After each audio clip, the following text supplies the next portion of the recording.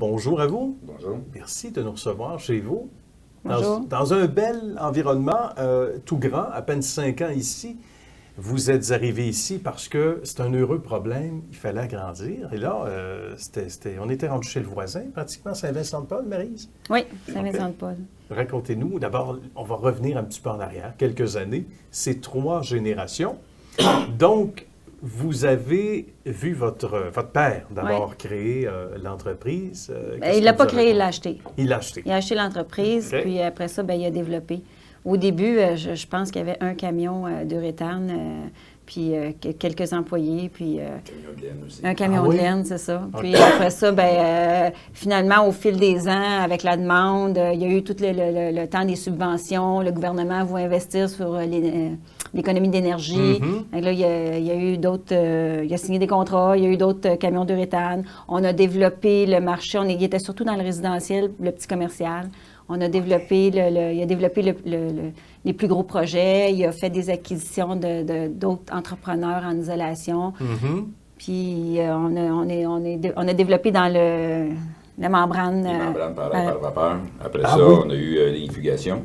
Après ça, on a développé dans l'enlèvement d'amiante. l'amiante, Après ça aussi dans le calorifère. calorifage, oui, c'est la ça. mécanique, c'est ça. Bien. Donc, les projets n'ont pas arrêté. Là, on parle de quelle année, la création de l'entreprise à ce moment-là? Pour situer les gens un 76, la création, puis acheté en 82. peu? 82. Oui, c'est Donc, ça. déjà, là, on commençait à avoir une sensibilisation, Oui. comme vous le disiez, Marie, Oui. sur l'économie d'énergie à ce moment-là. Déjà, il y avait déjà une Puis- sensibilisation. Là. Puis on était avec le nouveau matériau qui est l'uréthane giclé. OK. Fait que c'est un matériau qui commençait, là, C'est qui ça était... qui a pris de l'ampleur parce que Ouais. les mousses d'uréthane, ça a commencé dans les années ici au Québec, au début des années 70. Ah oui, Et puis ça a d'accord. remplacé beaucoup d'autres produits d'isolants, beaucoup plus performants. Oui. Fait que à un moment donné, le marché a explosé. On a explosé, Ouais. littéralement. Exact. Comment, votre père est en vacances au moment où l'on fait le reportage, mais on aimerait bien, et il vous l'a dit sûrement, comment il a réussi à se démarquer à ce moment-là, si on parle de 82. C'est pour ça que je vous demandais, pour mieux que les gens saisissent l'époque, le contexte de l'époque, comment a-t-il réussi à performer et amener l'entreprise avec votre soutien par la suite et Fiston, dont on va parler tantôt, à ce qui est devenu l'entreprise aujourd'hui? Mais au départ, en 82, début des années 80, avec le contexte de l'époque, comment a-t-il réussi à, selon vous, avec son expertise, à non seulement passer au travers, mais à gagner du galon? Mais mon père, c'est un vrai entrepreneur. Puis c'est Oui. une personne qui a beaucoup d'entre-gens, puis qui fait, on n'appelait pas ça comme ça dans le temps, là, mais du réseautage. Ah, ben oui! Et c'est un spécialiste, d'après moi, il a un doctorat en réseautage. En réseautage! Oui, c'est ça. Bien. Puis il a su aller chercher les bonnes personnes, premièrement, c'est lui qui a engagé René. Il a su aller chercher les bonnes personnes, les bons estimateurs. Il est allé chercher il a acheté les compagnies, comme je vous ai dit. Oui. Puis il a fait confiance à ces gens, puis il a développé le marché. Puis lui, avec ses contacts, on a réussi à ramasser les contrats. Puis à ce moment-là, effectivement, c'était l'uréthane giclé, là. C'est ça. Ben oui, on a est en prouvé, pleine puis effervescence. nous, on avait trouvé le moyen, notre spécialité à l'époque, c'était de prendre des bâtiments qui étaient isolés en isolant rigide D'accord. pour les proposer l'uréthane giclé qui était beaucoup plus performant et qui était moins coûteuse. Moins coûteuse. Donc, Donc, des transformations qui étaient nécessaires. Et ça vous a permis d'aller chercher un marché intéressant. Exactement. On va parler dans les prochaines minutes à Fiston, ma chère Maryse. C'est pas donné à tout le monde dans les entreprises familiales. D'abord, on force jamais nos enfants à aimer ce que l'on aime. On peut pas être aussi passionné, dit-on. Mais il y a des fois, parce que la pomme tombe pas très loin du pommier, que Fiston ou que la fille, dans votre cas, que vous étiez, a démontré de l'intérêt pour l'entreprise. Ça s'est passé comment, les veilles, avant qu'on lui parle puis qu'on le fasse rougir? mais moi, ça fait des années que je fais ça, puis Oui. ça fait des années puis probablement que, je sais pas, lui, il a toujours aimé l'architecture, puis nous, on avait besoin ici d'estimateurs, puis à chaque fois, c'est sûr que à chaque fois que je me promenais en voiture, moi, je passais, je disais, regarde, ça, c'est nous autres qui est isolés, ça, c'est nous qui est isolés. Oui.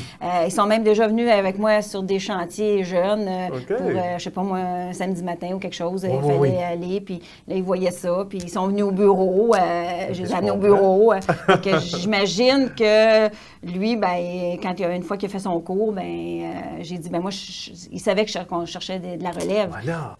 Alors, le voici, Hugo Belzile. Bonjour. Merci Bonjour. de nous accueillir. C'est pas donné à tout le monde, les enfants, d'aimer ce que les parents font.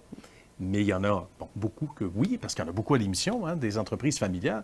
Mais en même temps, pour toi, c'est un naturel. Tu es allé faire des études, donc, Oui, c'est ça, tout en étant en parallèle ici. Oui. Et là, depuis 3 ans. Depuis 3 ans, j'étais dans la compagnie, puis tout l'aspect architecture m'intéressait beaucoup aussi au niveau des études. OK. J'ai fait mes études, j'ai complété mes études, puis après ça, je suis venu travailler ici. J'ai fait 2 stages chez Algon Bien. qui m'ont... j'ai été vraiment satisfait, puis j'ai vraiment aimé l'environnement. En plus que c'était de la famille aussi, c'est sûr oui. que ça a bien joué. Là. Ça nuit pas. Non, Disons, c'est une sûr. belle valeur ajoutée. Ouais. Ça ressemble à quoi un évaluateur chargé de projet junior? Ce que tu fais, toi? En fait, c'est de recevoir les invitations soumissionnées des entrepreneurs généraux, OK. de faire un prix, le meilleur prix qu'on peut faire, d'aiguiser notre crayon le plus possible.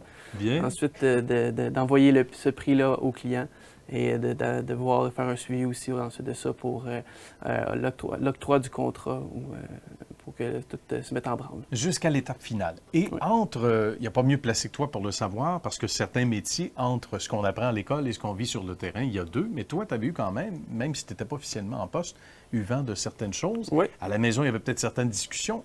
Tu étais à même de constater déjà ce qu'il y avait sur la réalité, en termes la réalité sur le terrain, versus ce qu'on a appris à l'école. Est-ce qu'il y a des différences importantes ou pas? C'est sûr qu'au niveau, quand on arrive au travail et on rentre dans un milieu qui est plus concentré, l'école, c'est sûr que c'est large. Oui. Mais au niveau du travail, on apprend beaucoup plus, surtout avec un patron comme René, qui est un maître dans son métier. Là. Ouais. C'est de l'apprentissage qu'on fait, là, c'est incroyable. Là. Ouais. Ça se passe ici et à la bonne place à part ça. Oui. Bien, merci beaucoup, Hugo, de nous problème. avoir reçus. On te laisse continuer à Merci ton beaucoup. travail. Merci. Merci.